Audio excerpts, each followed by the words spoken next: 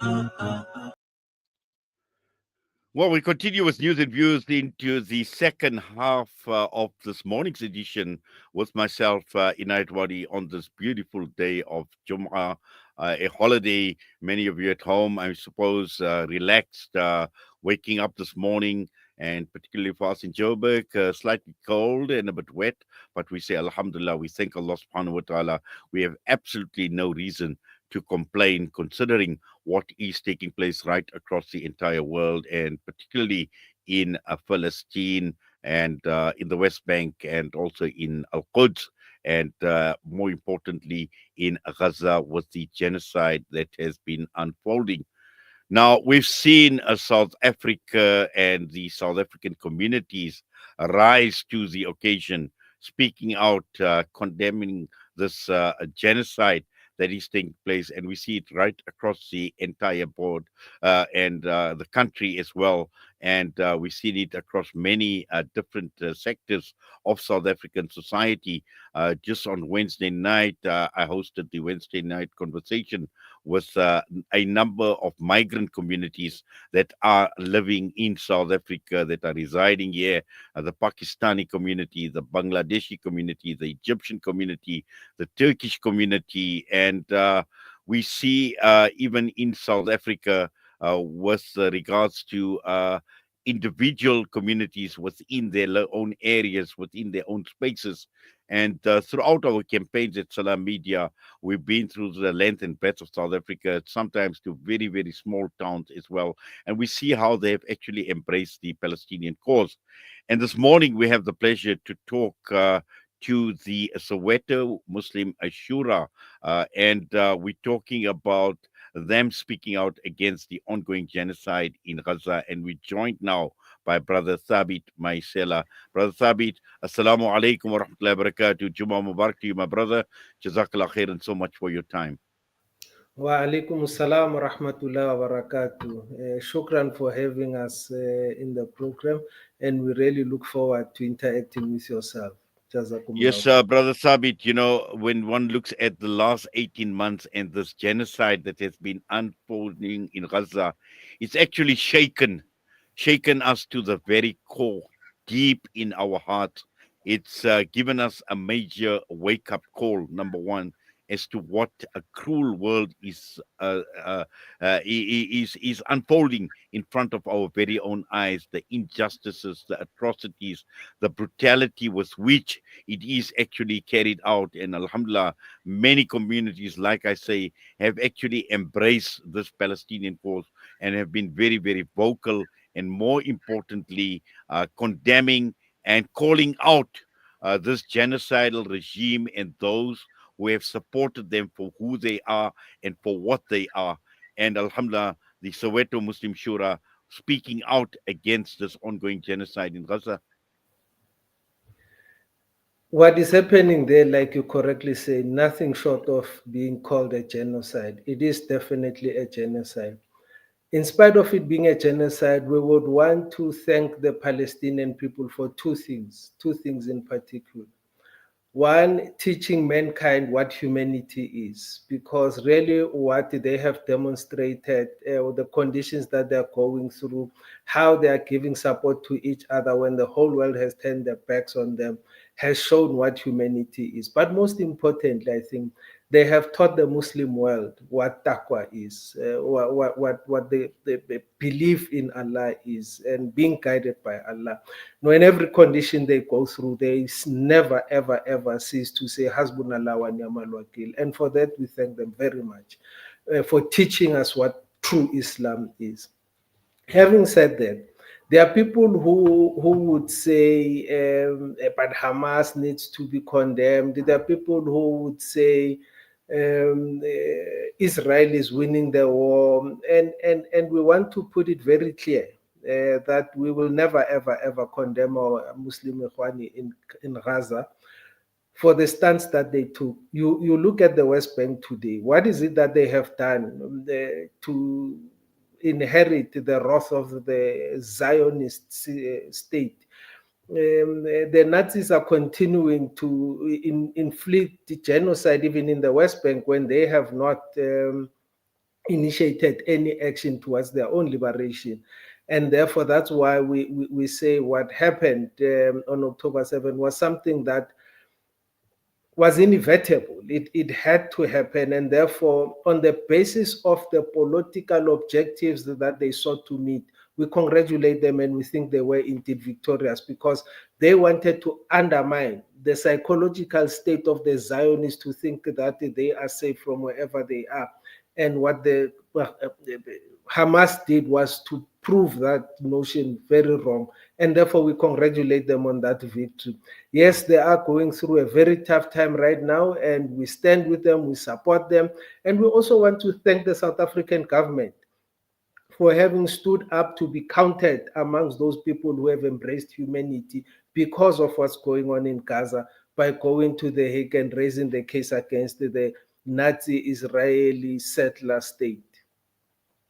Yes, Brother Thaabit. And I think, you raise a very, very critical point in terms of what the Palestinians have taught us throughout this genocide, and they taught us about humanity and what it actually means to be a human being, particularly in terms of being resilient in the face of all the adversity that surrounds them, and how they've actually been displaying this beautiful patience under the circumstances, under the most difficult and under the most horrific circumstances that one can ever imagine. Definitely, definitely. And that's why we would want to, at this point, thank them very much for having humbled us. Because, when you are living in times of peace, when you are living in times where need is not an issue, there are certain things that you forget as a human being. And what the Palestinians have done is bring these issues to the fore and teach us again what it means to be a basic human being, to care for one another, to love one another. It's a basic human issue, and they really have taught us that through difficulties, whatever difficult to go through, when you are patient, ultimately you will succeed. They have also, I think, touched on the global balance of forces because we have seen some significant shift as a result of what was going on there. Even though I must say, globally, we feel let down by the Muslim leaders throughout the world in terms of action or inaction around this issue in Gaza. However, in the past, we know when Russia invaded Afghanistan, that your Iran and Saudi Arabia would see Russia as the enemy and work with the West to undermine what they then saw as communist at the time. But we've seen some significant realignment where China has managed to facilitate some kind of dialogue between Iran and Saudi to a point where they've opened up their diplomatic channels and they no longer see Russia and China as enemies, but as partners to work together in humanity to try and make this world a better place. And I think it would now require the masses of the people in those countries to begin to shift the government policies in those areas to take a more proactive stance around the issue of Gaza. We again would have been failing humanity if we did not salute the people of Yemen, the heroic people of Yemen, for their sacrifices. And also, we've seen in Beirut the sacrifices that they have made. And yeah, we pray and ask Allah subhanahu wa ta'ala to give the status of Shaheed to all those who lost their lives in protection of Masjid al Aqsa.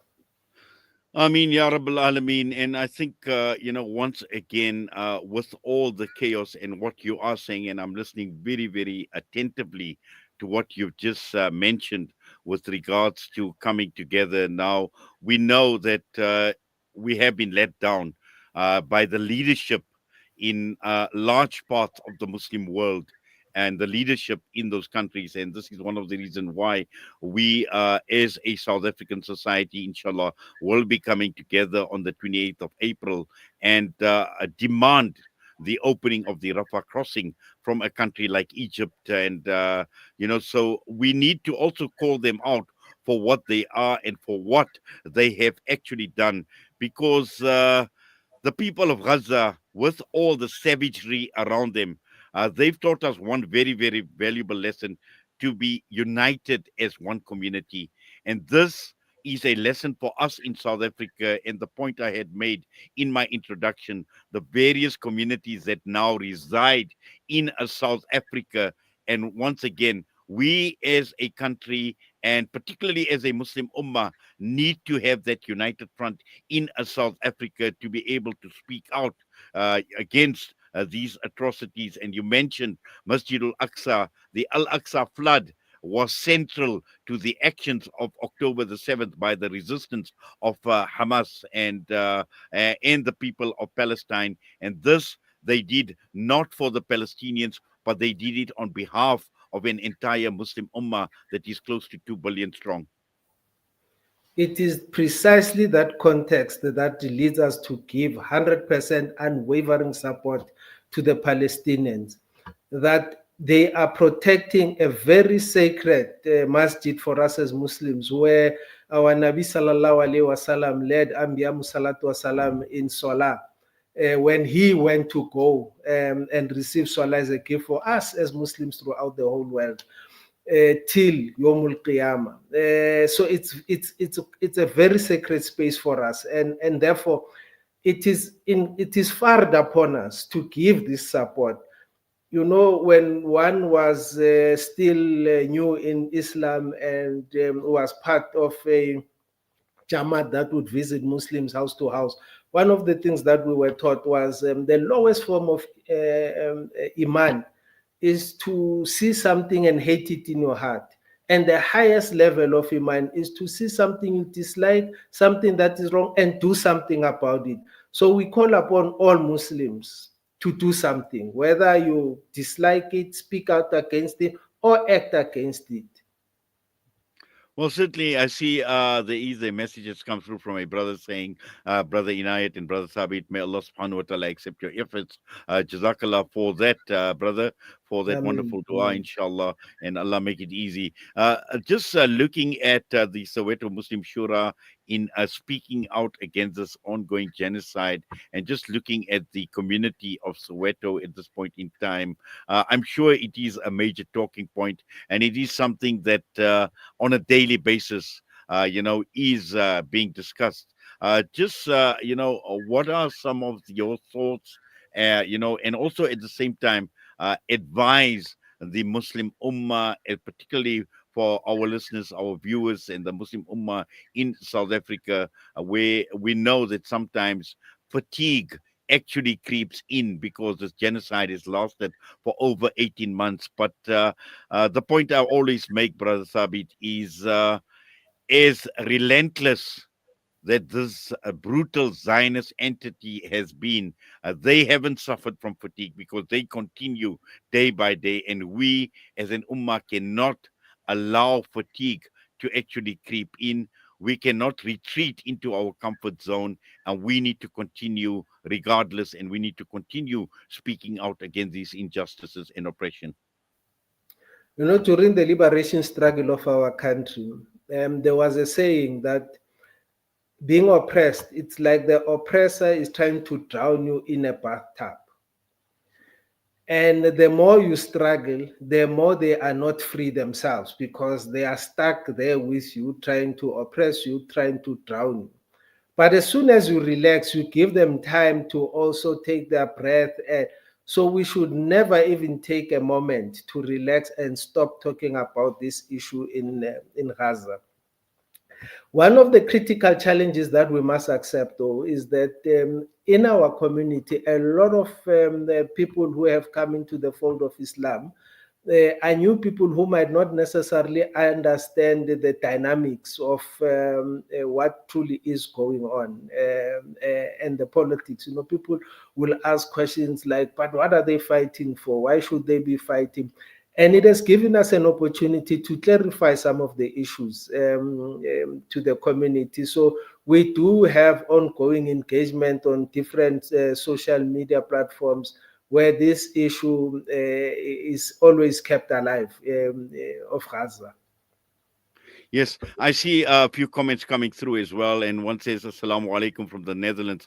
Alhamdulillah, wonderful that we've got viewers from Netherlands that are watching us. But I just need a quick comment. I see there's a comment here from Moleya Tapelo saying that they have joined this evil religion. Danger is brewing in South Africa, suicide bombers. How would you respond to a comment like this, Thabit? And Malaya, yes, thank you. Thank you very much for watching and listening to us this morning. There is that view that Muslims are violent people who go about killing people, and you will come to that conclusion when you watch TV, when your source of information is social media.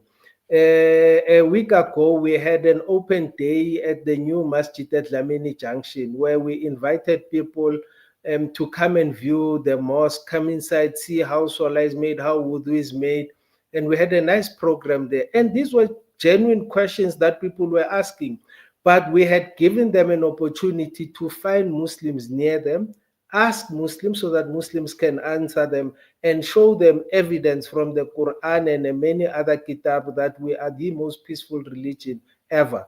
I mean, we greet each other with salam. We Salam is just about who we are as an ummah. And yeah, if you're going to rely on social media for information, well, good luck to you. But find a Muslim near you, ask them what it means to be a Muslim, what Islam is about.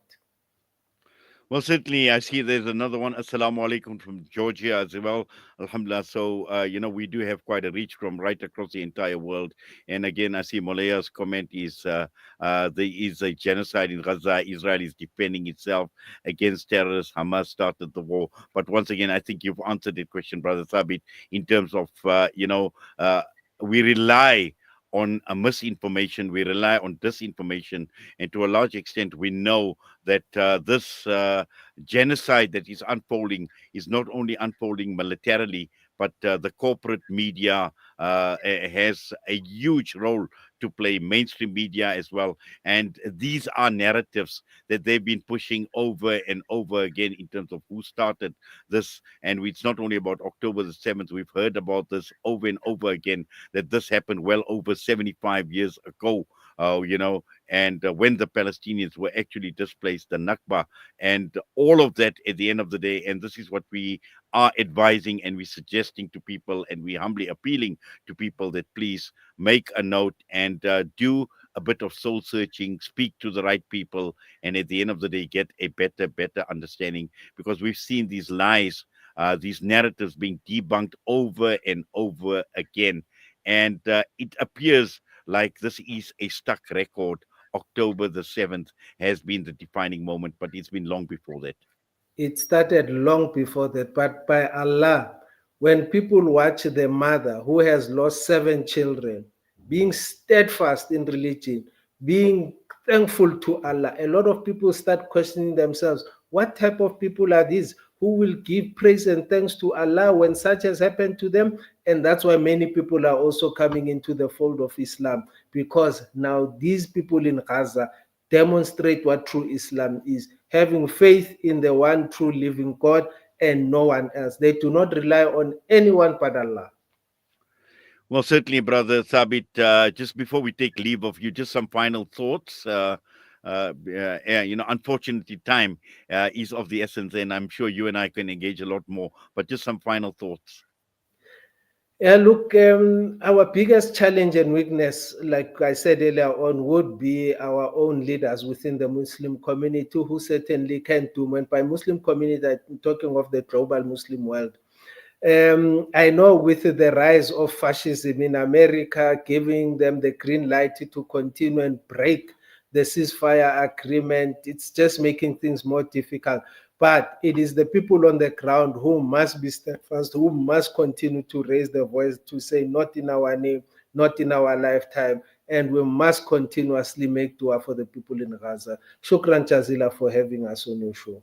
Afwan, Jazakallah khairan so much to you as well, brother Thaabit, and we wish you all the best, my brother. Have yourself a wonderful Ameen. Jummah ahead as well, and Allah accept, Allah reward your efforts, and we thank you for your time with us this morning right here on Salam Media.